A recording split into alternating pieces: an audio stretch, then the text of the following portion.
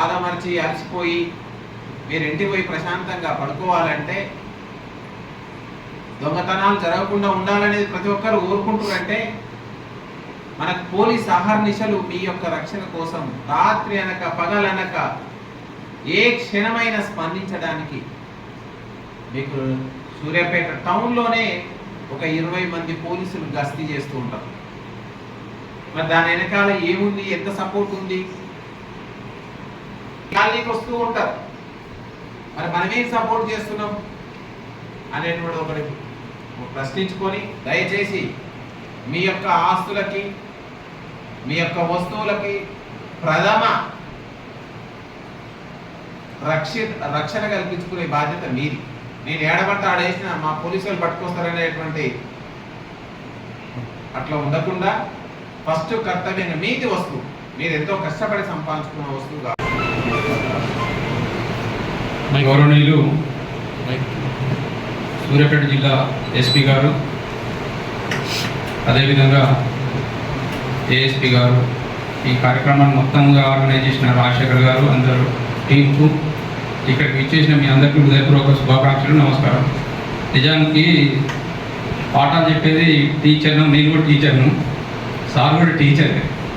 కానీ పాఠం చదివి చెప్పడం టీచర్ అయితే క్షేత్రస్థాయిలో మొత్తం కూడా గమనించి అక్కడ ఉండే సమస్యలు ఏమున్నాయనేది చాలా స్పష్టంగా మన ఎస్పీ గారు చాలా స్పష్టంగా తెలియజేశారు.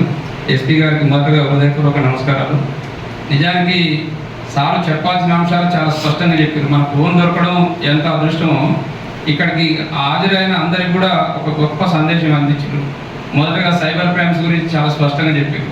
ఇవాళ మనం ప్రాక్టికల్గా అనుభవించే మొత్తంగా మనతో పాటు మన సమూహంలో ఉండే వాళ్ళందరికీ తెలియజేయాల్సిన బాధ్యతను కూడా మన మీదనే పెట్టారు. రెండోది, మత్తు పదార్థాల వల్ల మన పిల్లలు ఎట్లా ఆగమవుతారో చాలా స్పష్టంగా కళ్ళకు కట్టినట్టు ఆ బాధలు మొత్తం కూడా తెలియజేసారు. నిజానికి సార్ ఒక మహోన్నతమైన గొప్ప వ్యక్తి. ఇట్లాంటి యంగ్ అండ్ డైనమిక్ ఈ పోలీస్ వ్యవస్థలో ఉండడం మన అందరికీ కూడా, సూర్యాపేట ప్రాంతానికి కూడా గొప్ప అవకాశంగా భావిస్తూ, ఈ అవకాశాన్ని ఇచ్చిన పోలీసు వాళ్ళ డెడికేషన్, ప్రధానంగా వాళ్ళ యొక్క అంకిత భావానికి హృదయపూర్వకంగా నమస్కారాలు తెలియజేసుకుంటూ, మున్ముందు మరిన్ని ఇట్లాంటి ట్రేస్ అవుట్ చేసి సూర్యాపేటలో మరింత సేవలు అందించాలని కోరుకుంటున్నా. ధన్యవాదాలు సార్. నిజానికి ఈ ప్రకృతి ఆహారము ఇదే క్రమంలో నిమ్మికల నుంచి నేను వచ్చుకుంటూ అక్కడ మట్టి కుండలు అమ్ముతుండ్రు రైట్ సైడ్, కోటినేర రైట్ సైడ్. అక్కడ మట్టి కుండ దగ్గర తీసుకొని డబ్బులు, జేబులో నుండి డబ్బులు తీసి మొబైల్ అక్కడ పెట్టి జస్ట్ సూర్యాపేటకు వచ్చి మనం వెంటనే చూసేది సార్ అన్నారు కదా, మన శరీరంలో భాగం అయిపోయింది సెల్ ఫోన్. వెంటనే ప్యాకెట్లో చూసుకుంటే లేదు. వెంటనే మళ్ళీ వెహికల్ తీసుకొని అక్కడ పోయేసరికి నేను తీసుకునే వ్యక్తులం కదా నన్ను. బహుశా నేను ఇంతకుముందు మా రవి సార్ని అడిగిన, ఆత్మకూరులో పనిచేసేవాళ్ళని, అసలు ఇది ఎక్కడ దొరికింది అనేది మాకు వివరాలు ఏమన్నా చెప్తారా సార్ అంటే, ఎందుకు సార్ అన్నాడు. అంటే లాగిన్ అయితే తెలుస్తుంది అంటే వాళ్ళ మీద మాకు ఒక గౌరవం ఉన్నది, ఆ షాప్ మీద ఒక గౌరవం ఉన్నది. ఒక గౌరవమైన అభిప్రాయం మాకు ఉన్నదా లేదా అనేది ప్రూవ్ చేసుకోవాలనుకుంటే వాళ్ళు తీసిరా లేదా అనేది మాకు తెలిస్తే ఆ షాప్ మీద మాకు గౌరవం ఉంటుంది సార్. మేము వాళ్ళని అయితే చాలా విశ్వాసంలోకి తీసుకుంటాం. అంటే లాగిన్ అయితే వస్తుంది సార్ అనే విషయం చెప్పిండు. సార్ అది ఆ విధంగా పోయింది సార్, అట్లా పోయింది. అది టెక్నికల్గా మాత్రం మాదే మిస్టేక్. తెచ్చిచ్చినందుకు మీకు హృదయపూర్వక ధన్యవాదాలు సార్. ఇప్పుడు ఎక్కడి నుంచి అంటే మనం సమాజంలో మన తోటి వ్యక్తులే time to time mind change అవుతుంటారు. ఈరోజు మంచిగా ఉంటాడు, ఎప్పుడూ మంచిగా ఉంటాడని ఏం లేదు. సో ఒకరి గురించి తెలుసుకుంటే ఏమైతుందంటే మళ్ళీ ఇంకొక ప్రతీకార స్వభావం పెరుగుతుంది. దాన్ని మనం తెలుసుకోకపోవడమే ఉత్తమం.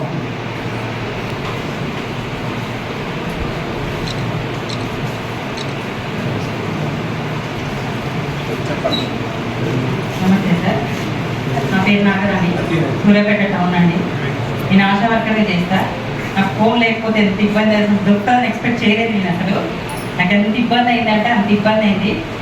దొరికినందుకు చాలా థ్యాంక్స్ సార్.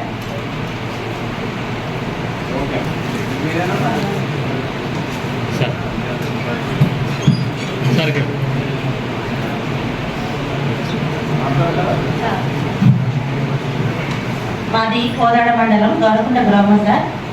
నేను రోజువారి కూలికి వెళ్తాను. ఈ ఫోన్ మా నాన్న పేరు మీద తీసుకున్నాను నేను ఈఎంఐలో. కానీ అడుక్కోవడానికి వస్తారు కదా సాధువుల విషయంలో, వాళ్ళు ఇట్లా గోడ మీద పెట్టాను, నాన్న ఇంట్లోకి వెళ్ళాను, ఫోన్ తీసుకొని తీసుకొని వెళ్ళారు. నేను వెంటనే ఒక గంటలోనే వెళ్ళి కోదాడ రూరల్ పోలీస్ స్టేషన్లో కంప్లైంట్ ఇచ్చాను. సార్ వాళ్ళు బాగా రెస్పాన్స్ అయ్యారు. నాకు డైలీ కాల్ చేస్తారు, చూస్తామన్నారు. ఒక 1.5 ఇయర్లో నా ఫోన్ కనిపెట్టేశారు. చాలా చాలా థ్యాంక్స్ సార్. ఇట్లానే సమాజానికి మంచి మంచి పనులు చేస్తారని కోరుకుంటున్నాను సార్.